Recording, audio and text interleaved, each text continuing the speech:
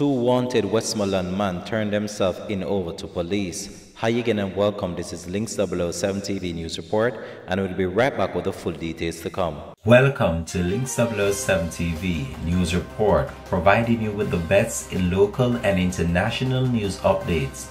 This is a place where you can get the most reliable and informative news information. Links 007 TV News Report.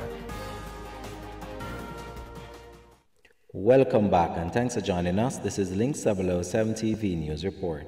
The Westmoreland police are reporting that two men listed as wanted who were being asked to turn themselves over to the police by Monday, February 14 are now in police custody. Devane Bennett, otherwise called Santa, unemployed of Bluefields community in the parish, turned himself into the police around 9 a.m. in the company of his lawyer and mother, while Moses Ramsey, otherwise called Satan, unemployed of Russia community in Savlamar, turned himself over to the police around 11 a.m. in the company of his lawyer.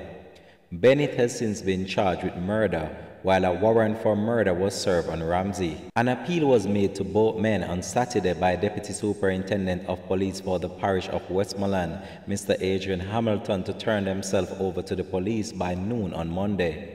DSP Hamilton had also reported that Bennett and Ramsey had fired at the police during an operation carried out in Bluefields community on Saturday morning, where Westmoreland most wanted man Andre Bonnie Hines was fatally shot during a confrontation with the police.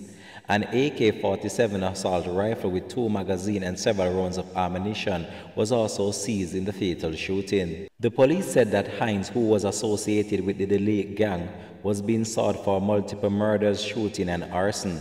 It is reported that shortly before midday, the police carried out an operation in a section of the Bluefields community. The police proceeded to a forest area where Hines and 2 other wanted men, who are now in police custody, were seen dressed in army fatigue and armed with high-powered rifles.